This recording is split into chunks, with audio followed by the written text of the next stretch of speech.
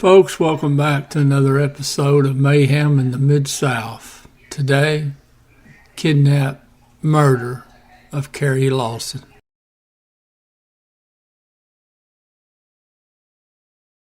It's been 34 years since 25-year-old Carrie Smith Lawson disappeared in Walker County on September 11, 1991. Over a quarter of a century, gone without a trace.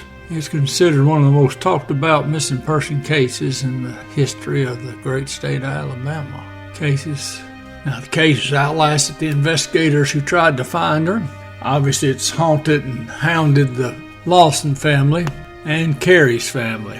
Now this case from Walker County, I did one just a few weeks ago, I believe, a month or so ago, from Walker County.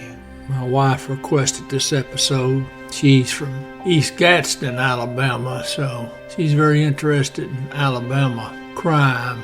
Now, Carrie and her husband have been married for 18 months. Now, the couple, they lived up in Jasper, which is northwest of Birmingham.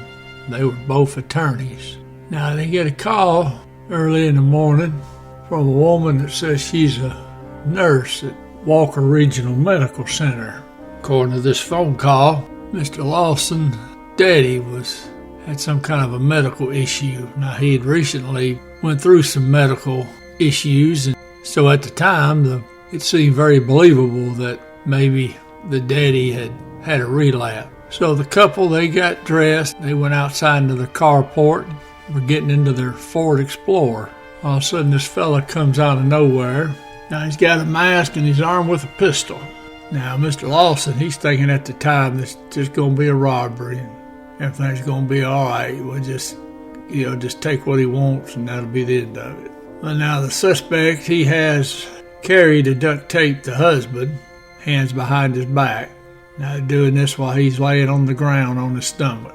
They then got in the Explorer and they left. Finally, Mr. Lawson, he gets free and he can't get back in the house because the keys were on the key ring with the vehicle. So he has to kick the back door in. He calls 911. Then he calls Carrie's parents, who live up in Tennessee. Now, as you might guess, family and friends and federal agents all swooped into the town of Jasper. I set up a command post in the Lawson home, and they just kept thinking that Carrie was going to pop back up. Now, it wasn't too long after she had disappeared that a phone call was made to the house, and suspects said they needed $300,000 for the safe return of Carrie. Now, Mr. Lawson talked about how every night caller would say, "Hey, I need you to go to this location," which would be a payphone, and then from that location they'd tell him to go to another location. Now, according to Mr. Lawson, said the FBI is pretty direct about what to expect. FBI told him day one what the statistical probabilities were of finding his wife alive and well. And then when it became day two, they broke that down for him too.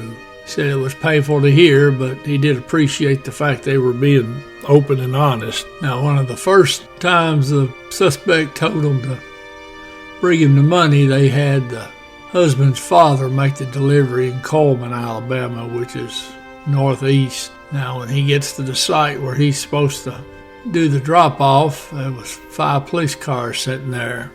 Now, those police cars had nothing to do with the kidnapping. They didn't know anything about it. It was just a coincidence. Now, the suspect didn't know that, so he obviously called the drop-off. Now, Mr. Lawson got to speak to his wife briefly on September the 12th. Now, the FBI was supposed to be taping that call. The tape recorder wasn't working. Some people said they just forgot to turn it on. Others said it just malfunctioned. Either way, they didn't have a recording, at least of that call. September 13th, there was another meeting arranged. They were going to deliver that money to a service station on the outskirts of Jasper. Now, this time, the husband took the money. He left it at the payphone as he was directed, but they never got a call back where to find Carrie at. Now, at the time they dropped this money off, the FBI had put a directional beeper on Mr. Lawson. They put a second one in the ransom bag. That way the kidnappers could keep up when Mr. Lawson cleared the area. They would know where he was at, and then they would have one for the money so they could track the money. Now, both beepers were transmitting on the same frequency, so the agents, who also had air support, they ended up following Mr. Lawson back to his house, and nobody was watching the money. Now, they had massive searches all over the counties adjoining Walker County. They just kept looking. They couldn't find Carrie. They couldn't find her body. Couldn't find anything. Now, they were listening to the tapes that they had gotten of the other phone calls. And finally, they had enough people listen to it, family and friends. They developed a suspect from that. So then the FBI, they get to looking at known associates of this suspect, and they hone in on a relative of the suspect, a cousin by marriage. Word was they were close.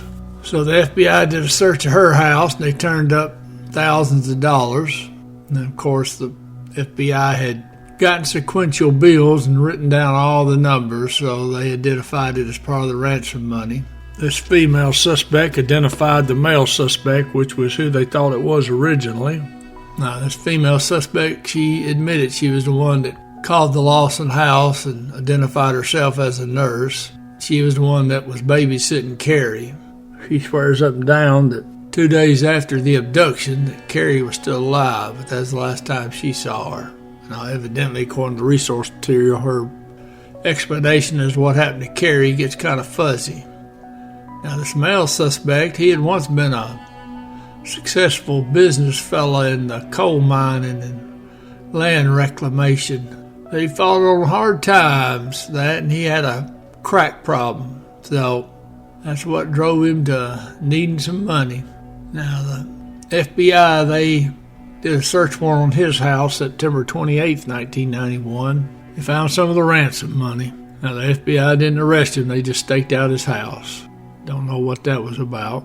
I don't know if they thought that they did surveillance, he'd somehow lead them to where Carrie was at, but kind of hard to stake out an area out in the country without people knowing. Now, what was odd was is after they'd searched the house and questioned him, they left him in there with a bunch of guns. Now, the family said the FBI agents were discussing what they should do in the kitchen of their house, and one agent said, "Look, he's got marijuana in the house. Why don't we just lock him up on a drug charge and get him in the jail?" Somebody else said, "Well, he could kill himself." But anyways, the stakeout continued, and the suspect and his wife and 2 daughters, they were sleeping on mattresses in the living room. Now, at some point, the suspect's wife and the 2 girls left the house. Now, about 4:30 a.m., on that Tuesday morning, the agents heard a single gunshot. They got into the house, and the suspect had killed himself. Now, the suspect, he left a suicide note. Part of the contents of that note were released. The other part's been kept secret. However, nowhere in the note did it say where Carrie was at. It told them the rest of the money was up in the attic. I can't believe they did a search warrant. Nobody checked the attic. But in any event, why in the world the man wouldn't tell them where the body was at? Just pure meanness. You getting ready to go to your maker, and you at least allow the family of Carrie to find her body and bury it properly. Now, Carrie's never been found.